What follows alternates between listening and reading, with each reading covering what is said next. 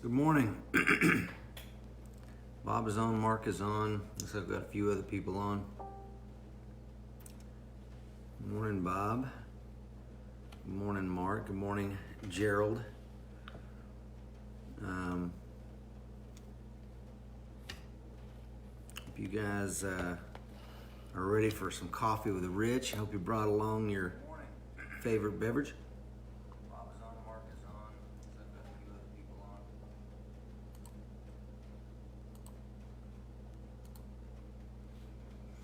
Okay, we got 14 on, so let's get started. Good morning and welcome to Coffee with Rich.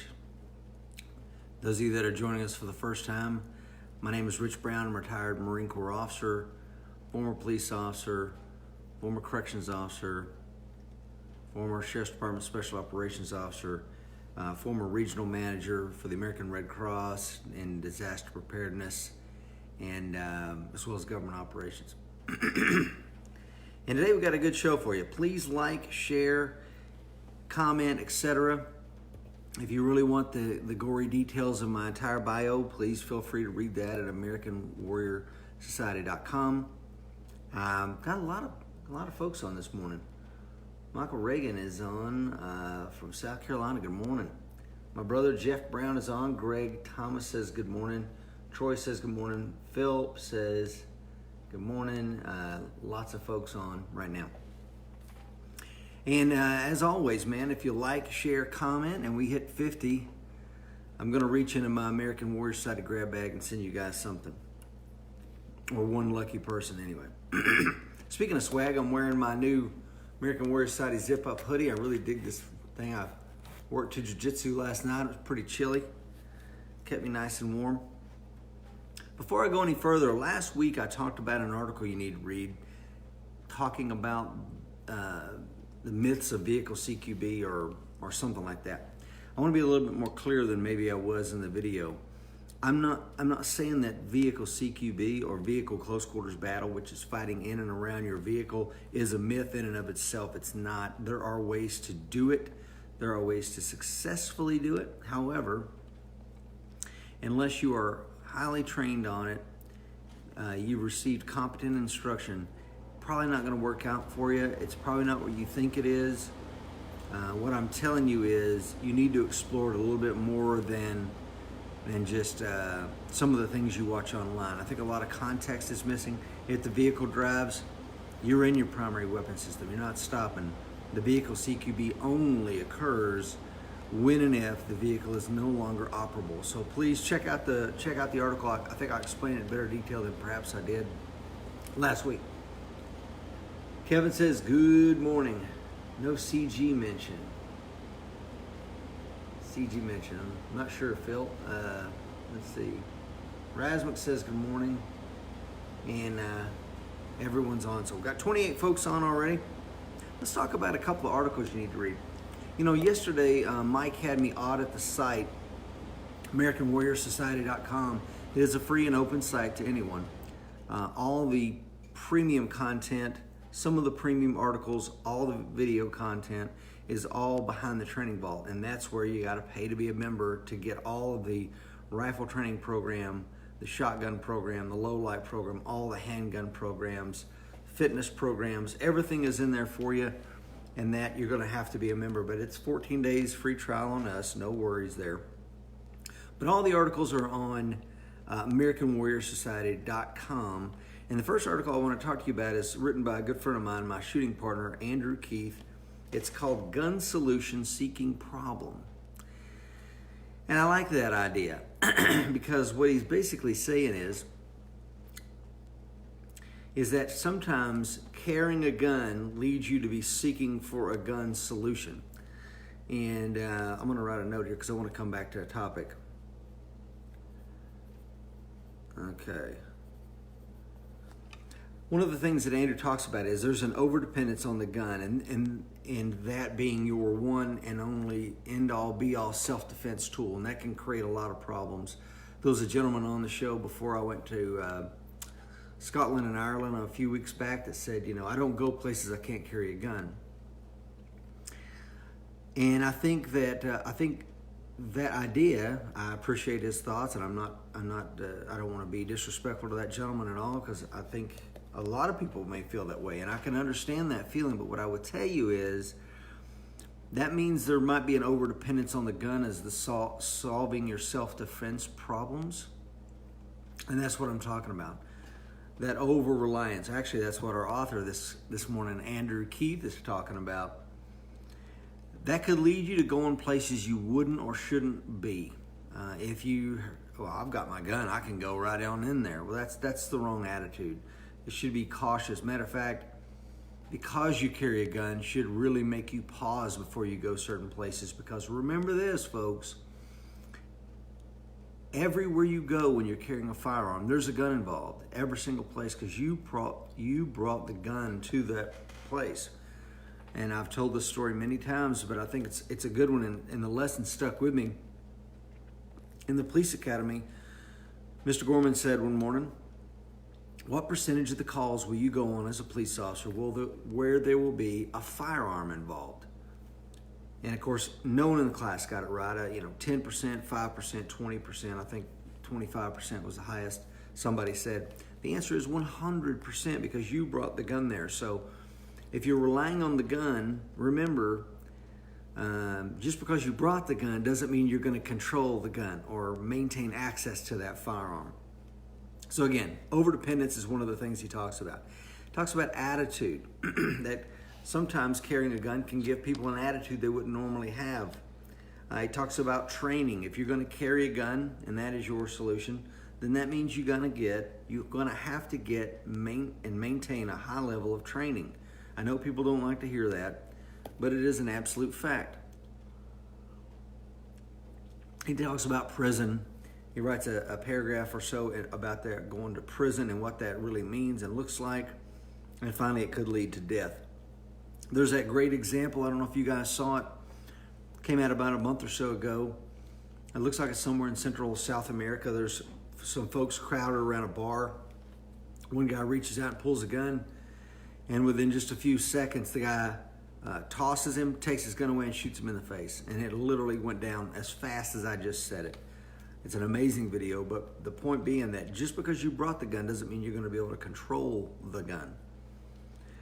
Now, one of the other things is, so let's talk about this. Left of Bang, phenomenal book. I think Bob Beal, who's on here this morning, is the one that turned me on to it, and I read it. It's a phenomenal book. Can't recommend it enough. Maybe it'll be a gadget on Coffee with Rich one morning. But in the book, one of the things that they talk about, the book is about the Marine Corps Combat Hunter Program.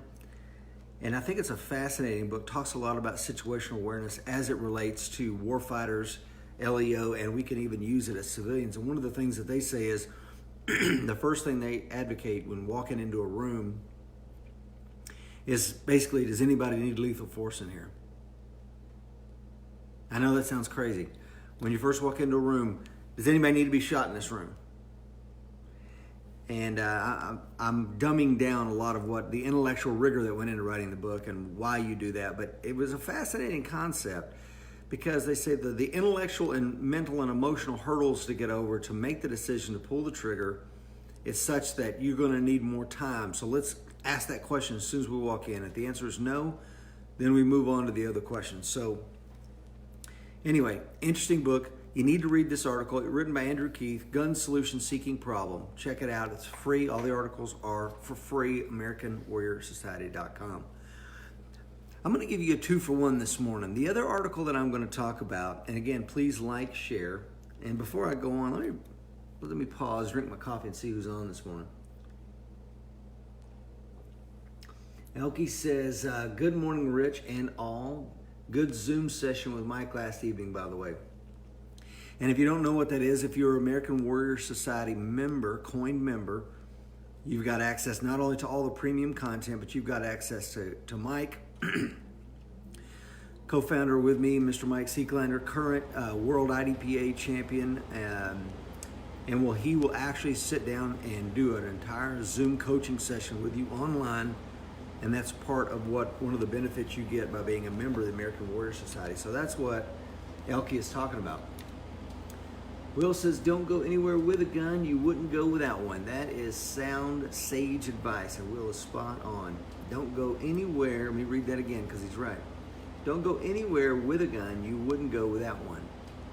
I think sometimes it gives us, some people, courage they wouldn't normally have, and that's not necessarily a good thing. Jeff Day has joined us, Doug Rhines has joined us, Dave Frazier's joined us. Jacob says, good morning from Alaska. Dave Frazier, my good friend, shooting partner, says good morning all. And we're up to 30 live viewers. If we hit 50, I'm going to reach in the American Warrior Society grab bag and send someone something special. Maybe it'll be a hoodie like this one. Couldn't tell you.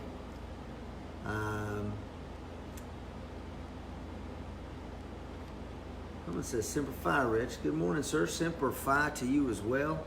Elkie Monroe says he watched our draws in front and from the sides. John Dalton says, good morning, Rich. Jeff says, good morning, guys. Okay, let's talk about this other one. And now this article actually has video accompanying it. This article is from my BJJ coach, Brazilian Jiu-Jitsu black belt, Cody Hudson. He's a Brazilian Jiu-Jitsu black belt under Samuel Braga. If you don't know that name, you're probably not long in the Brazilian Jiu-Jitsu community because Samuel Braga is 11-time world champion in Brazilian Jiu-Jitsu. And Cody got his black belt underneath him, and Cody teaches us 5 techniques everyone should know for self-defense. So before you think, I got this gun, I can go wherever I want, maybe you need to do a little bit of work on the combatives, maybe not, maybe your combatives is already where it needs to be, maybe you need to do a little work on edge weapons, maybe you need to make sure that your trauma care is where it needs to be. But Cody talks about these 5 things, and like I said, there's a video. You can watch Cody kick my rear end all over the mat if you like. It's absolutely free, AmericanWarriorSociety.com. The 5 Brazilian Jiu-Jitsu techniques he says everyone should know for self-defense. Number 1 is the closed guard. There's lots of different types of guards out there, but being able to control a suspect or a subject with a closed guard is very important, and Cody shows you how to do that. The scissor sweep is also very, very important. You'll have to watch the video to have that make sense if you don't know what a scissor sweep is. Knee on belly, one of my favorite techniques. Knee on belly is a powerful tool to maintain control over a subject. Give me a like if you know what knee on belly is. And if you ever had somebody squeeze the life out of you with knee on belly, give me a like or love. The takedown, and finally, cross face. Cross face, if you don't know what it is, it's not north face, it's cross face. And it can be a very painful position to be in. But these are very simple things, man. He walks you right through them on the video. And again, it's absolutely free for you, AmericanWarriorSociety.com. Now, I bring up my good friend and BJJ coach, Cody Hudson, and Andrew Keith, my training partner, who wrote the Gun Solution Seeking Problem, because they have a new podcast out. And I want to give them a shout out here on Coffee with Rich. Gun Jitsu is the name of the podcast. You can find them on your Apple iTunes device. Search for it, Gun Jitsu, all one word. And I think they've got 3 episodes out there for you right now. And if you're into jiu-jitsu and or shooting or both, then yes, sir, it is a good show for you. Let's see. Chad says, good morning, Rich. Good morning, Chad. Chad and I were rolling last night. Chad is an amazing jiu-jitsu guy and a good friend that lives here in Cumberland County. Mark says, always need to work on combatives or someone out there better. Yeah, absolutely. Mr. Navarre says, knee on belly is the go-to in LE. Yeah, it is, man. I've used it a time or two. And I have too, and it works phenomenally well. Speaking of jiu-jitsu, man, and gun jitsu, show number 168 we had with John Burke. John Burke created Tactical Jiu-Jitsu. He's with Next Level Combatives as well as 6 Level MMA down in Florida. John Burke was Hoist Gracie's roommate back in the day. Then he went off to train an Army Special Mission Unit in Fort Bragg. If you can read between the lines there. He was their grappling and jiu-jitsu coach for years. I believe John Burke he was the second person Hoist ever gave a black belt to. And he came on the show number 168. Again, you can, if you're not listening to the American Warrior Show, man, I don't know why. We've interviewed anybody and everybody, and to have John Burke on the show, I think we've had him on twice, and he explains a lot of tactical jiu-jitsu and some of the great things he's doing there. So please check that out. Let's see. All right, let's talk about gadgets. You know, every week I talk to you about an article you need to read that's absolutely free. All the American Warrior Society shows, and we've been making our shows. Next month will be 5 years the American Warrior Show has been around, and 5 years worth of content. If you're not listening to it, you really need to get caught up on that. Last week I said I was going to talk to you about the gadget that failed me in Europe, man. I'm kind of disappointed in this. I showed y'all, I bragged about it, and then I took it over there and it let me down. This guy right here. Now, before I bring it out, let me talk to you about something real quick. I'm using this cup this morning because I bought this cup in Italy several months ago, and I was my wife and I were in the little town of Vietri, absolutely beautiful cliffside town. But the problem is they have crime even in Vietri. And you want to have the ability to secure whatever room you're in. And normally we roll in Airbnbs. What that means is somebody has probably the key code to get into this place, because they don't always change them. I know that for a fact. I've stayed in multiple ones and used the same code. And or they're using the code 2017 or 2018, which probably tells me they set the code up in 2017 or 2018. They haven't changed it. Anybody can get in there. So I need an ability, especially the homeowner, to secure the house that I'm in. And once you learn how to use these,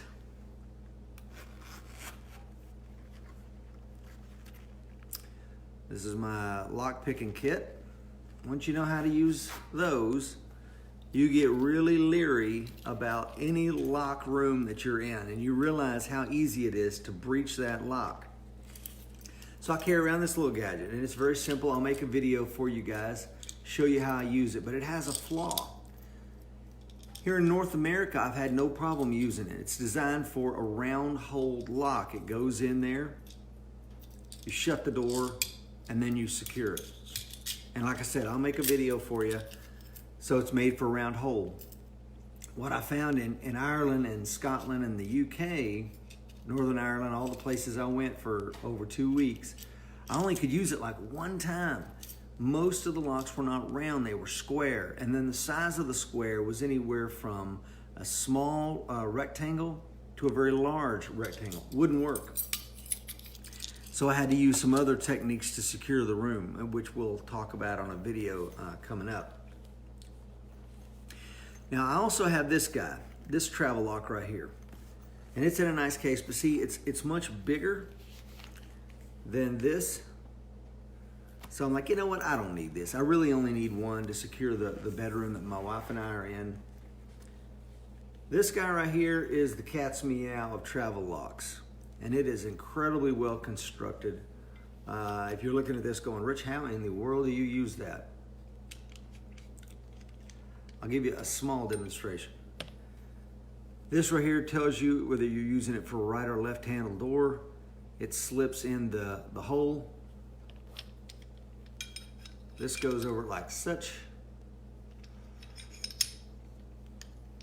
And then you screw it down to lock the door. Like I said, I'll make a video on it, but this would work because, as you can see, it's much more square than it is round. It'll work in a square hole, it'll work in a rectangular hole. If you travel a lot for work, and I know when I was in the Marine Corps, I traveled almost every single week for 6 years as an investigator and as a recruiting operations officer. I kind of did both. And I wanted obviously the ability to lock whatever room I was in. I was in some sketchy places in Puerto Rico doing investigations. And someone that only speaks English, I like the ability to secure my room. I don't know what people are saying. So anyway, those are some things I use to secure my room. They don't always work everywhere, as we found out on vacation this time. So you need a variety of ways to secure your room. And I will tell you, we'll go ahead and make some videos on that just so you know some of the ways that I've had to secure my room, some of the ways that you can do it as well. And before I go any further, let's see who else is on here. Matthew is joining us. John Dalton, sweet 5 years. I've got a couple, but not gone anywhere with them. Yeah, and Elke has given you a link there to that portable door lock, travel lock. I really like it. If you're going to stay in North America, it's going to work out just fine for you. If you plan on traveling across the pond, and I did use it in Italy, and it worked most places, but it really didn't work in the UK. Square locks creates a whole nother problem set that little travel lock was not ready for. The second name of the door lock is what Elke's asking for, and brother, let's see here. I got the paperwork in here. It says Traveler's Security Lock. Let's see if I can do any better than that, because it sounds pretty generic. But it comes with pretty good instructions here, but you can watch it, watch the videos. Travel Security Lock, TSL, is all it says on the packaging. And again, there's a few different things out there. This is one of the ones that works really well, really robust. And I've had a lot of problems. But again, it all goes back to once you learn how to pick locks and once you make this part of your repertoire is the ability to gain access anywhere. And that has to be important, guys. If things get bad, you're not going to be able to have everything. You're not going to be able to carry everything. You're going to need the ability to gain supplies where you can gain them, and having some things to breach doors and defenses, maybe not a bad thing. Dave Fraser says, in a pinch, a wedge will delay entry for a little bit. Yeah, it would, and Dave knows. Dave's with the fire department. I believe you're captain or a chief or something. You're a big wig down there, Dave, and Dave knows all about wedging doors and fires and stuff like that. Okay, it looks like Elke has found it, so if you want to see that link, you want to go on and get yourself one. Elke has provided us with a link, so check that out at the end of the show. Okay, so I showed you the gadget that failed me, and again, this is a learning process. At no time am I ever saying the way I've got everything right now is the way it's going to be forever and ever and always, because you can always learn. I was fortunate enough, speaking of learning, to learn the modified isosceles shooting stance 30 years ago, and I haven't deviated. Maybe you learned the Weaver and you learned the isosceles somewhere along the way, and you had to make that transition if you want to have the mobility and stability to move on with a gun. You're probably going to need the isosceles stance. It's going to make it a little bit faster for you. So you're going to have to learn and grow, and I continually learn and grow, and I think we all do. So that's what I took it over there, thought it was going to work, didn't work out, but that's okay. I had some other ways I could secure those doors. Let's talk about misinformation. I don't know if you guys saw this, but there was a Second Amendment rally up there in Richmond, Virginia, where some of our brothers and sisters were showing that armed citizens can be peaceful and they can go out there and make their opinions known in a very direct, non-aggressive, peaceful manner. And they actually picked up the city while they were at it, which is pretty rad too. But tens of thousands of people showed up. And one of the things I saw on MSNBC was they were saying that, there's a lot of disinformation out there. The Governor Northam is not going to take your guns, ... as long as you register them. I mean, that's all it's about. We just want to know who's got these things. Well, again, like I've told you before, registration is probably the first step to confiscation. Something for you to think about. This is the first time in a generation that a certain party has controlled both houses of Virginia. And again, what do we see happen? The very first piece of legislation coming out of there is aimed at one of the basic rights. And again, these are rights that are given to us by our Creator and recognized and protected by our government. It's not something that the government grants us. These are granted by our Creator, whoever that is to you. So we need to make sure that we vote. I think it was Frederick Douglass said, there's 3 boxes that are important: the ballot box, the something in the cartridge box. I can't remember. But you guys know what I'm getting at. Before I go any further, man, I really don't have anything else for you this morning. We're going to keep it nice and short and sweet. I just wanted to let you guys know this stuff is still going on in Virginia. There's talk of it going on in other places. We have to be very aware of what's going on, I think. Not in a fearful way, but in a preparedness way. And see what we can do there. Let's see what we got. Got to leave in 5 minutes, Elkie said. Meeting at the indoor range. Have a good weekend, Elkie. God bless you, brother. Be safe out there. Let's see. Scott Pig says, awesome. Mark says, dang, Elkie, that was fast. Yeah, Elkie don't play, man. That guy's on it. Let's see. Jeff says, athletic stance from Mike. Yeah, good athletic. Stability and mobility is what you want your stance to give you. Mark says it was a beautiful thing. Elke says gotta go. Gerald says mob rules. Rich says, how do you prefer to conceal the TDI shark bite knife that you talked about a few weeks ago? Man, I wish I'd have brought it. Rich, I will show you that next week. I'll make a note of that because I have a pretty doggone good system. I mentioned it a few weeks ago on one of the other coffees, maybe a month ago, how I do that because I played around with a lot of different ways and I finally found a way that I like. But in case you missed that video, I will show that. I'll show you how I do that. Virginia says, is repealing the reciprocity of 25 states as a result of all this two-way stuff.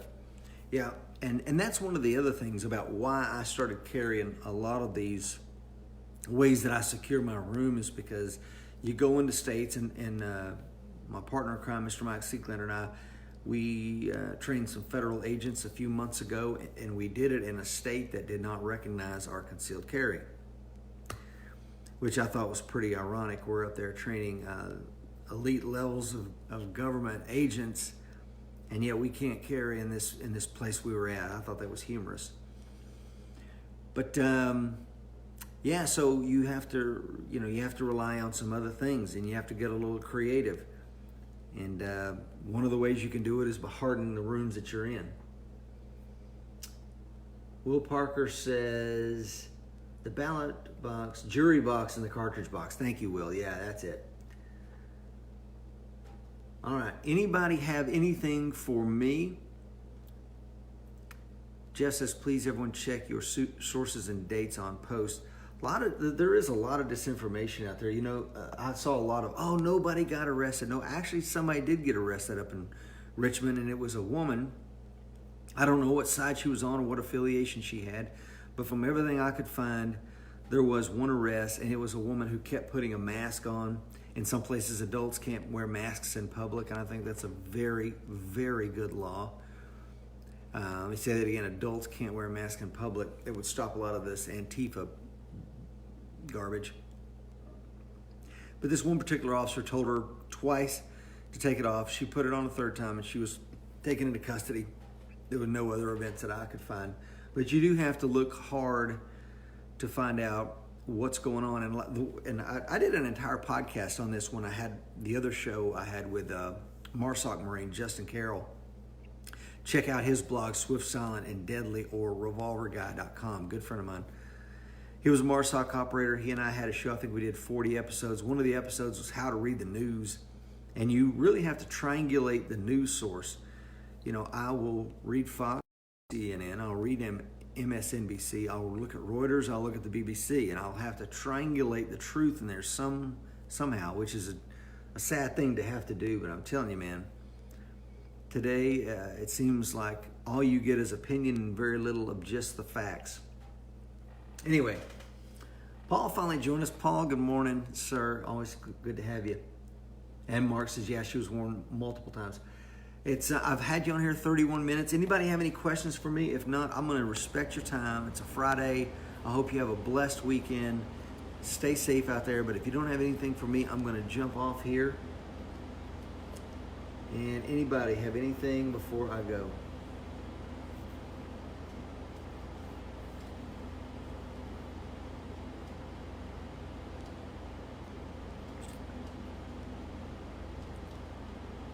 Gordon says, thanks, Rich.